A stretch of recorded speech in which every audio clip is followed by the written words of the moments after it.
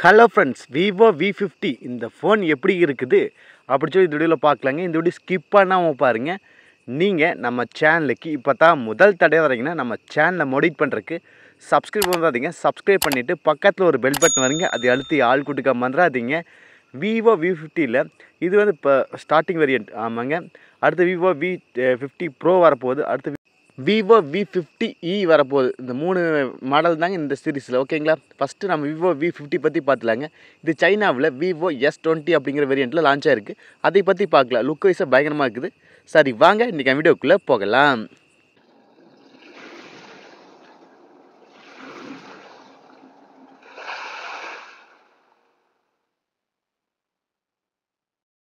Vivo V50 bro இது ஒரு flagship லெவலில் கொடுப்பாங்க. முக்கியமாக கேமராக்கு இம்பார்ட்டன்ட் கொடுப்பாங்க. 6.8 இன்ச் AMOLED டிஸ்பிளே கொடுக்குறாங்க. கூடவே 144 Hz ரிஃப்ரெஷ் கொடுக்குறாங்க. பீக் பிரைட்னஸ் லெவல் வந்து 5000 nits கொடுக்குறாங்க. நல்லா பிரைட்டாகவே இருக்குது. அவுட்டோர் யூசேஜுக்கு HDR10+ சப்போர்ட் இருக்குது. பஞ்சுவல் டிஸ்பிளேங்க.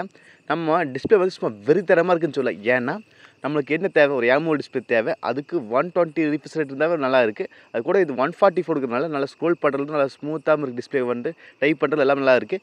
கூட அவுட்டோர் யூசேஜ், அதாவது நம்ம வெயிலில் இது மாதிரி யூஸ் பண்ணும்போது நம்மளுக்கு பிரைட்னஸ் லெவல் நல்லாவே தெரியும், பிரைட்டாக இருக்கணும். அதுக்கு தான் 5000 nits கொடுக்குறாங்க. அதனால நல்லா பிரைட்டாகவே தெரியும். எவ்வளோ வெளிச்சத்தில் பார்த்தாலும் நல்லா மூவிலேருந்து எல்லாம் நல்லாவே தெரியும். ஒரு சில மொபைல் தெரியாது வெளிச்சத்தில் வந்தால், அதுக்காக. சரிங்களா? டிஸ்பிளே நல்லாவே இருக்குது. அடுத்தது கேமரா 50 MPக்கான வைட் ஆங்கிள் சென்சார் கொடுக்குறாங்க. கூடவே 50 MPக்கான அல்ட்ரா வைட் கொடுக்குறாங்க. 2 கேமரா ப்ரைமரியில் ரெண்டுமே நல்லா இருக்குது. ஒவ்வொன்றும் ஒரு சென்சாரும் ஒவ்வொரு பர்பஸ்க்காக யூஸ் ஆகுது. நல்லாவே இருக்குதுங்க. ஏன்னா நம்மளுக்கு 4K வீடியோவை 30 fps நம்ம ஷூட் பண்ணிக்க முடியுங்க. ஃப்ரண்ட்லேயுமே 50 MP கொடுக்குறாங்க. அது 4K வீடியோ 30 fps ஷூட் பண்ணிக்க முடியுங்க.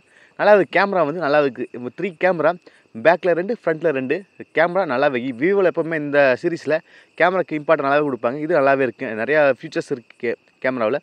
அடுத்தது நம்மளுக்கு 6000 mAh பேட்ரி, நல்லா மேசிவான பேட்ரி. போன செக்மெண்ட்டு போன வருஷம் எல்லாமே 5000 mAh தான் கொடுத்துருந்தாங்க. இப்போது இந்த ஆண்ட்ராய்டு V15 வந்ததுலேருந்து நம்மளுக்கு 6000 பேட்டரி கொடுக்கறனால நல்லாவே இருக்குமா இருக்குது. ஏன்னா பேட்டரி வந்து அதிகமாக நமக்கு தீரம்னு நினைக்கிறேன் ஆண்ட்ராய்டு 15ல். அதனால் பேட்டரி பேக்கேஜ் நிறைய கொடுத்துறாங்க. என்னதான் 6000 mAh பேட்டரி இருந்தாலும் அதை ஃபுல்ஃபில் பண்ண நல்லா ஃபாஸ்ட்டாக சார்ஜ் வேணும். அதுக்கு கொடுத்துறாங்க. இவங்க 90 வாட்டுக்கான ஃபாஸ்ட் சார்ஜ் கொடுக்குறாங்க. அதெல்லாம் நம்மளுக்கு குயிக்காகவே சார்ஜ் வந்து கம்ப்ளீட் ஆயிருங்க. சும்மா நல்லாவே இருக்குது. ஏன்னா பேட்டரி பேக்கப் அதிகமாக இருந்தாலும் அதுக்கு சார்ஜ் வந்து நல்லா ஆத்திர அவசரத்துக்கு போகும்போது நம்மளுக்கு சார்ஜ் குயிக் ஆகணும். அதுக்கு நல்லா ஃபாஸ்ட் சார்ஜ் கொடுத்துறாங்க. ஓகேங்களா?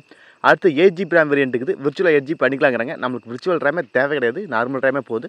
பேசிக் வேரியண்ட் வந்து 8GB RAM வேரியண்ட்டு. கூடவே 256GB இன்டர்னல் ஸ்டோரேஜ் மொபைல் இருக்குது. ஓகேங்களா? UFS 3.1 கொடுக்குறாங்க. இந்த வேரியண்ட்டோட ப்ரைஸ் வந்து இந்தியன் மார்க்கெட்டில் ஒரு 37,999 ரூபா, 38,000 வர அதிக வாய்ப்பு இருக்குது.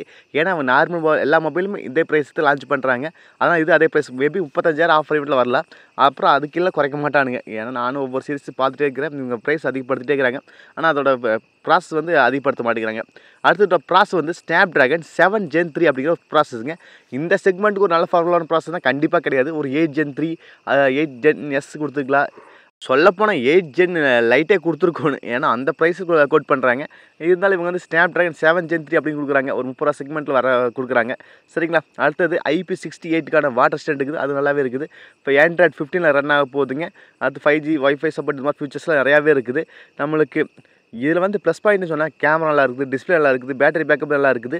நம்மளுக்கு நான் கேமிங் நல்லா விளையாடுவேன், ரொம்ப நேரம் விளையாடுவேன் அப்படிங்கிறவங்களுக்கு இந்த ஃபோன் கிடையாது. ஏன்னா இன்னும் நல்ல ப்ராசஸ் இன்னும் ஹெவியாக வேணும். அதுக்கு இந்த ப்ரைஸில் இது நல்ல ஃபோனில் இருக்குது. ட்ரை பண்ணி பாருங்கள். இது வந்து ஒரு கேமராவுக்கு நல்ல மொபைல் வேணும் அப்படிங்கிறது நல்லாவே எடுக்கலாம். ஒரு நல்லாவே இருக்குது ஃபோனு. ப்ராசஸ் மட்டும் இன்னும் பெட்டராக கொடுத்துக்கலாம். ஓகேங்களா?